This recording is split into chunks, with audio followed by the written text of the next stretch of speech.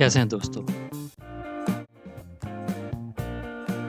आपके पास ऐसे बहुत सी तस्वीर होंगी। सबसे पहले पहली तस्वीर को सिलेक्ट करके उसे अलाइन सेंटर करें और दोबारा क्लिक करके अलाइन मिडल कर दें। इस तरह पहली पिक्चर आपकी स्लाइड के बिल्कुल सेंटर में एडजस्ट होगी। फिर तमाम पिक्चर्स को उसके साथ इक्वल डिस्टेंस पे सेट करना है। ये इनके दरमियान इक्वल फासला होना, इक्वल डिस्टेंस होना बहुत ज़रूरी है। इस तरह एक खूबसूरत सा इफ़ेक्ट आएगा।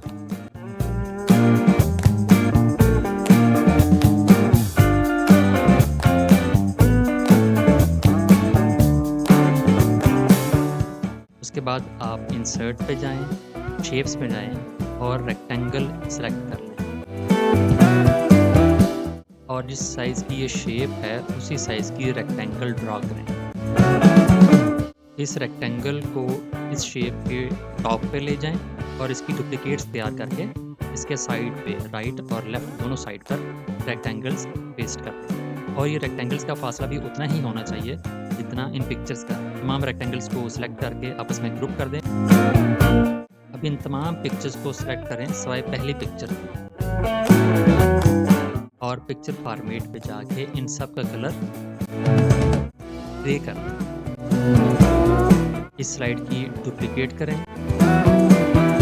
तमाम पिक्चर्स को सेलेक्ट करके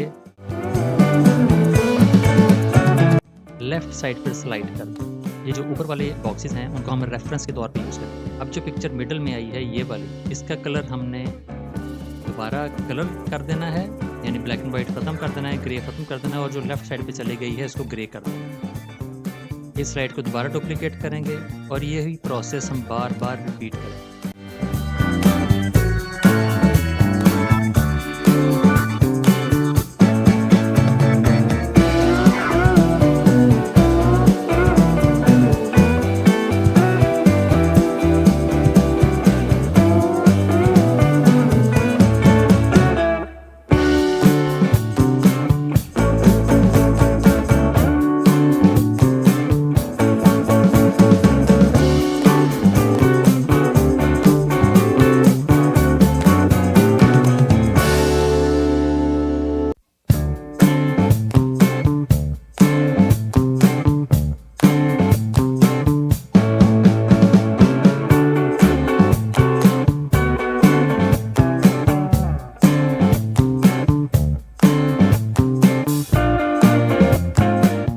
अब ये जो रेक्टेंगल हमने ड्रा किए थे इनको तमाम स्लाइड से वन बाय वन डिलीट कर दें।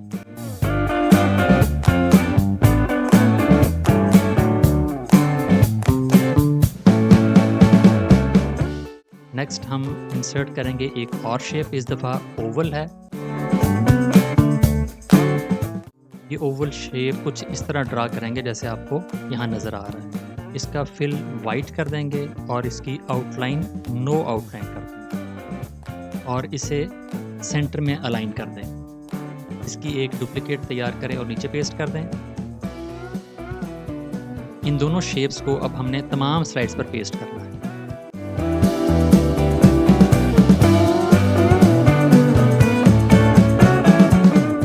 वापस पहली स्लाइड पर जाते हैं और देखते हैं स्लाइड शो।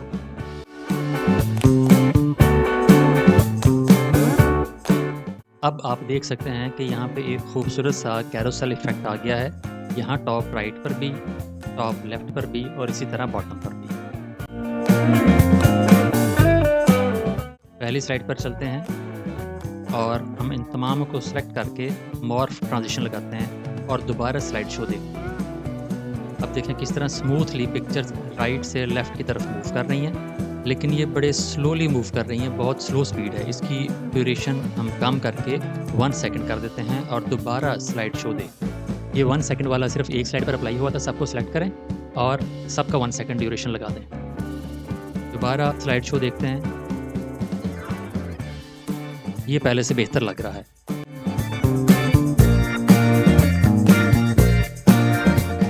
अब इंसर्ट पे जाएं और यहाँ से टेक्स्ट बॉक्स इंसर्ट करें।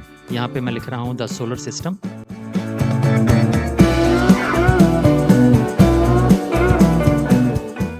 और इस टेक्स्ट को थोड़ा सा एडिट कर लेते हैं। फॉन्ट साइज बड़ा कर देते हैं। सेंटर में कर देते हैं, बोल्ड कर देते हैं, शैडो दे देते हैं और कलर भी चेंज कर देते हैं। जो फ़ॉन्ट टाइप है उसे भी चेंज कर देते हैं। इसे स्लाइड के सेंटर में सेट कर दें, कॉपी तैयार करें इसकी और उसको स्लाइड के सेंटर पे बॉटम पे ले आएँ और यहाँ पे जो भी प्लैनेट है उसका नाम लिख देते हैं। जैसे कि यह है मरकरी, इसका फॉर्मेट वही कर देते हैं जो टॉप वाले का है, लेकिन इसका कलर चेंज करके ब्लू कर देते हैं। अब इन दोनों टेक्स्ट बॉक्सेस को सिलेक्ट करें और तमाम स्लाइड्स पर पेस्ट कर दें।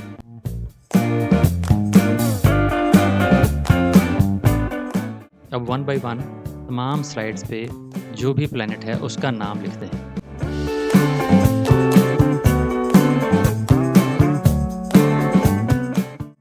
जैसे मरकरी की जगह अब सैटर्न आ जाएगा।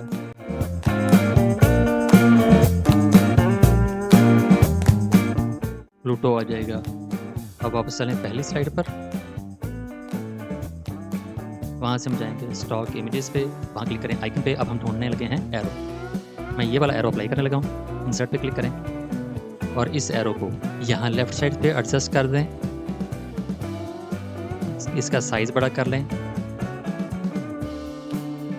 और इसकी एक डुप्लीकेट तैयार करें और इस कॉपी को हम दूसरी साइड पर एडजस्ट कर देते हैं।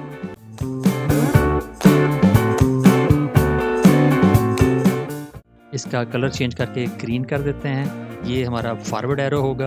और दूसरे कलर हम ऑरेंज कर देते हैं। इसको लिंक करने के लिए राइट क्लिक करें, प्लेस डॉक्यूमेंट्स में जाएं और प्रीवियस स्लाइड पर क्लिक कर दें। इसको सेलेक्ट करें, लिंक पर जाएं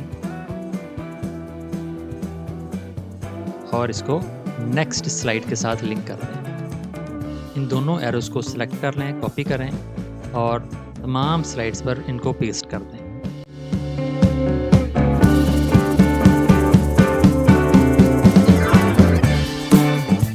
वापस पहली स्लाइड पर चलते हैं और देखते हैं कि ये एरो काम कर रहे हैं। ग्रीन एरो पे क्लिक करेंगे तो नेक्स्ट स्लाइड पर जाएंगे और ऑरेंज एरो पे क्लिक करेंगे तो प्रीवियस स्लाइड पर जाएंगे। अब इस स्लाइड की एक डुप्लीकेट तैयार करें और उसको लास्ट पे ले जाएं। यहाँ पे जो टेक्स्ट बॉक्स और शेप्स हैं इनको सिलेक्ट करें और स्लाइड के बॉटम पर प्लेस कर दें। इसी तरह जो टॉप पे टेक्स्ट बॉक्स है और शेप है उसको सिलेक्ट करके स्लाइड से बाहर प्लेस कर दें। इनको डिलीट नहीं करना, लेकिन ये जो बाकी शेप्स हैं, बाकी जो प्लैनेट्स हैं, इन सबको डिलीट कर दें। जो एक कलर्ड इमेज बचा है इसका हमने साइज बड़ा कर देना है, 5 के बजाय बल्कि 6 इंच कर देते हैं। इसको लेफ्ट सेंटर में प्लेस कर दें ऐसे और इसका टेक्स्ट साथ में पेस्ट कर दें। अब इस स्लाइड को हमने पहली स्लाइड के साथ लिंक करना है। इस पर राइट क्लिक करें और लिंक पर क्लिक करें और इसको कर दें लिंक स्लाइड नंबर 10 के साथ। स्लाइड शो देखते हैं, इससे नेक्स्ट स्लाइड पे जाएगा, यहाँ ऑरेंज से प्रीवियस स्लाइड पे जाएगा। यहाँ क्लिक करें तो ये लास्ट स्लाइड पे चला गया, लेकिन यहाँ से वापस आने के लिए यहाँ पे कुछ नहीं है, तो उसके लिए हम दोबारा एक एरो इंसर्ट करेंगे।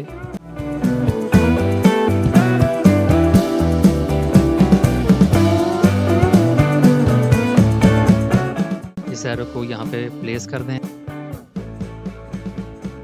और इसको लिंक कर दें पहली स्लाइड के साथ।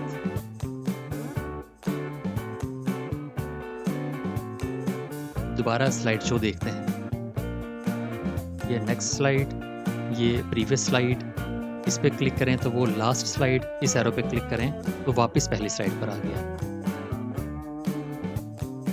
इसी तरह हमने तमाम स्लाइड्स को डुप्लीकेट करते जाना है, लास्ट पे प्लेस करते जाना है और इनको लिंक करते जाना है।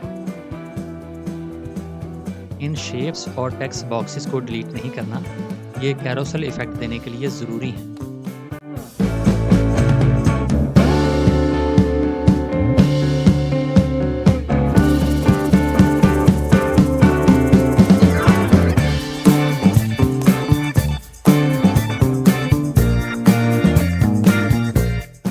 यहाँ से एरो को कॉपी कर लेते हैं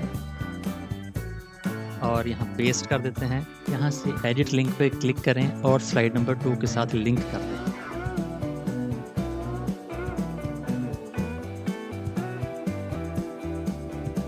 और जो सेकंड स्लाइड पर पिक्चर है, इमेज है, उसको लिंक कर दें स्लाइड नंबर 11 के साथ।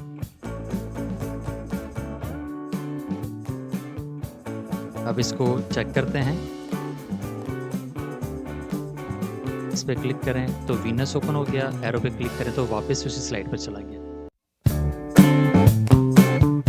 अब यही प्रोसेस हमने तमाम स्लाइड के साथ रिपीट करना है।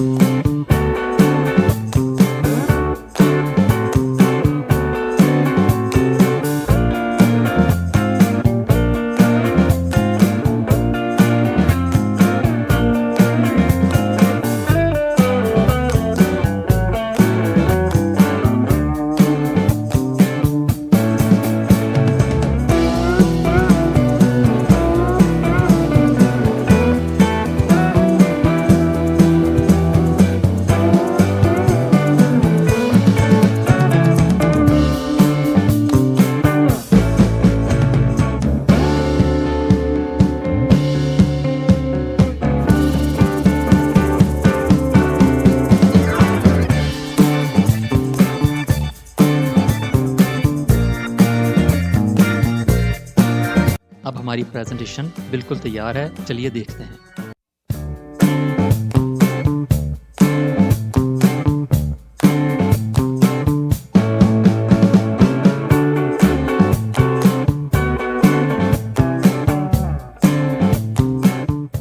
अगर आपको वीडियो पसंद आई है तो इसको लाइक करें और चैनल को ज़रूर सब्सक्राइब करें। बहुत बहुत शुक्रिया।